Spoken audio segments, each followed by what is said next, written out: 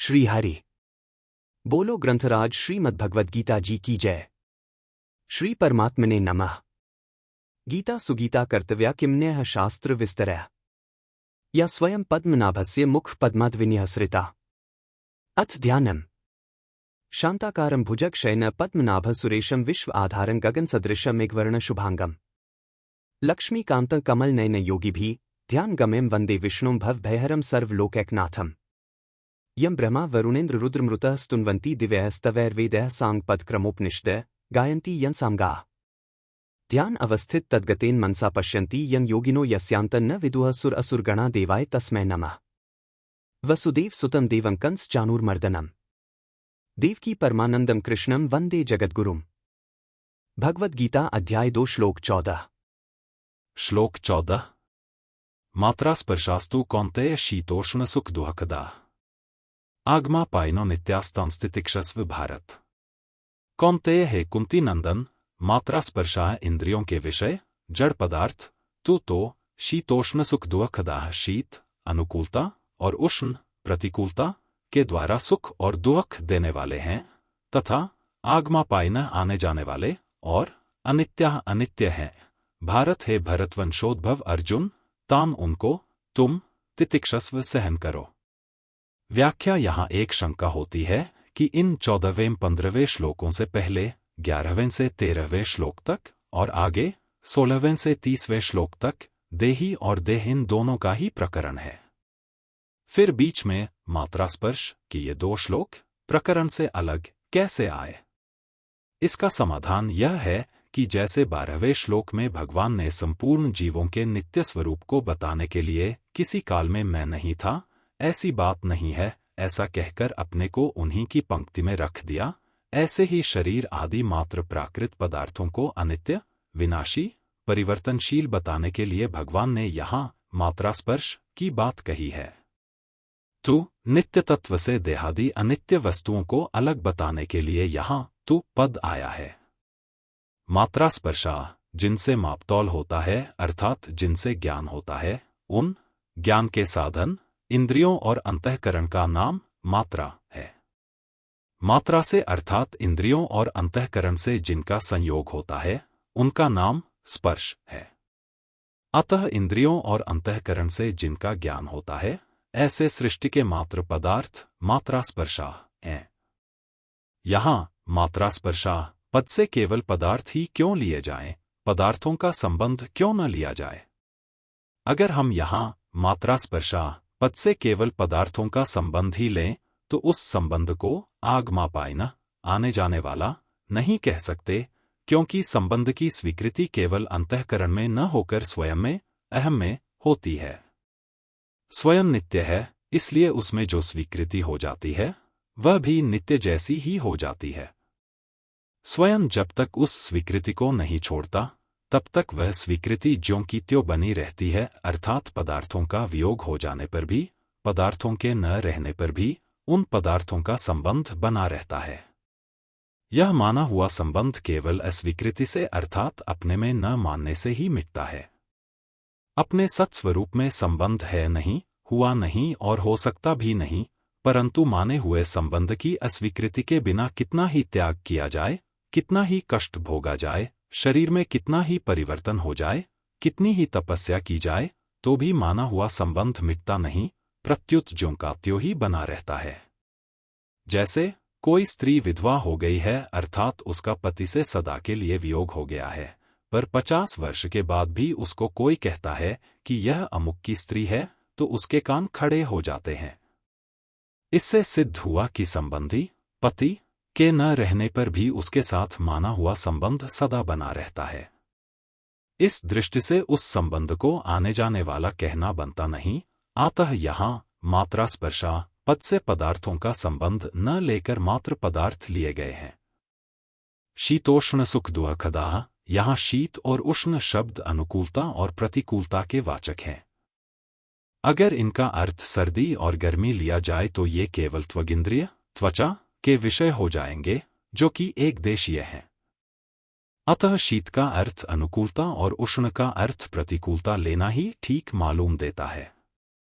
मात्र पदार्थ अनुकूलता प्रतिकूलता के द्वारा सुख दुख देने वाले हैं, अर्थात जिसको हम चाहते हैं ऐसी अनुकूल वस्तु, व्यक्ति, परिस्थिति, घटना, देश, काल आदि के मिलने से सुख होता है, और जिसको हम नहीं चाहते ऐसी प्रतिकूल वस्तु, व्यक्ति, परिस्थिति आदि के मिलने से दुख होता है।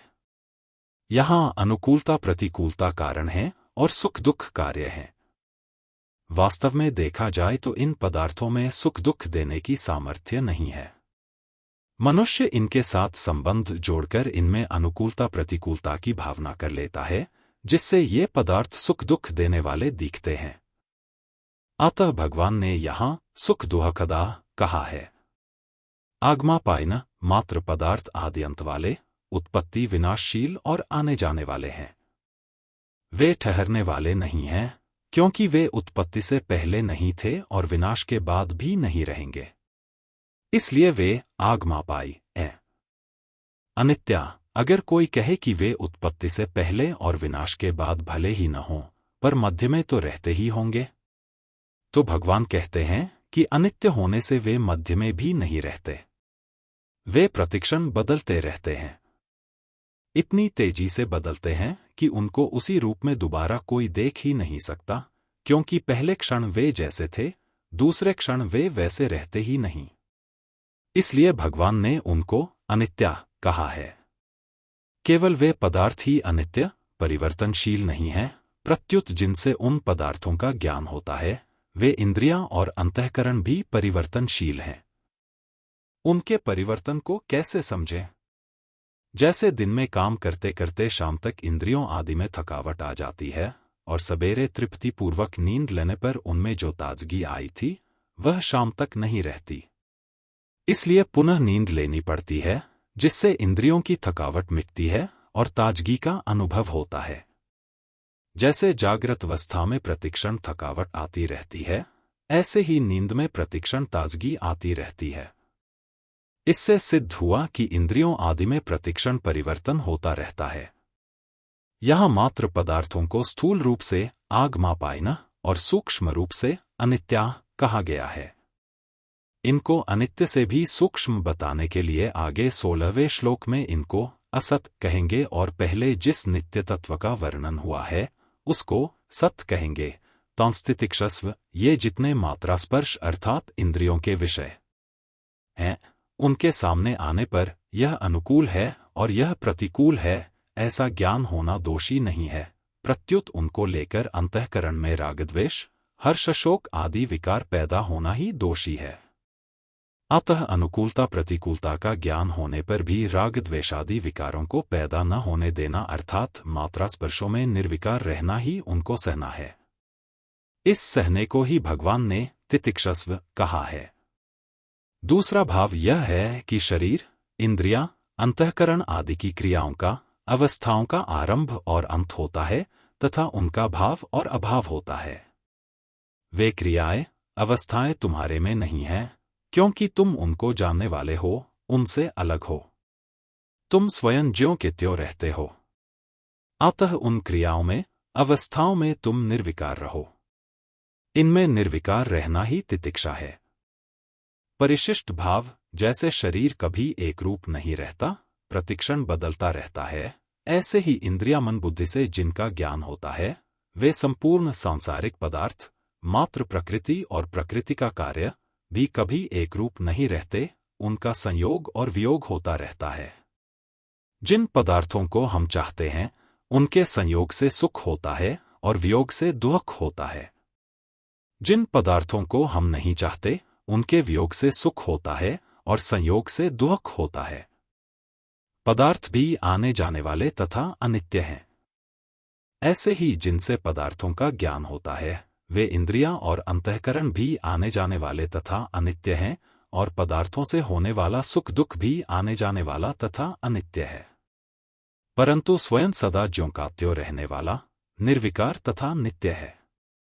अतः उनको सह लेना चाहिए, अर्थात उनके संयोग वियोग को लेकर सुखी दुखी नहीं होना चाहिए, प्रत्युत निर्विकार रहना चाहिए। सुख और दुख दोनों अलग अलग होते हैं, पर उनको देखने वाला एक ही होता है, और उन दोनों से अलग, निर्विकार होता है। परिवर्तनशील को देखने से स्वयं, स्वरूप की अपरिवर्तनशीलता, निर्विकारता का अनुभव स्वतः होता है। यहाँ शीत शब्द अनुकूलता का और उष्ण शब्द प्रतिकूलता का वाचक है। तात्पर्य है कि ज्यादा सर्दी, ठंड पड़ने से भी वृक्ष सूख जाता है और ज्यादा गर्मी पड़ने से भी वृक्ष सूख जाता है, अतः परिणाम में सर्दी और गर्मी दोनों एक ही हैं। इसी तरह अनुकूलता और प्रतिकूलता भी एक ही है। इसलिए भगवान इन दोनों को ही सहने की अर्थात इनसे ऊंचा उठने की आज्ञा देते हैं।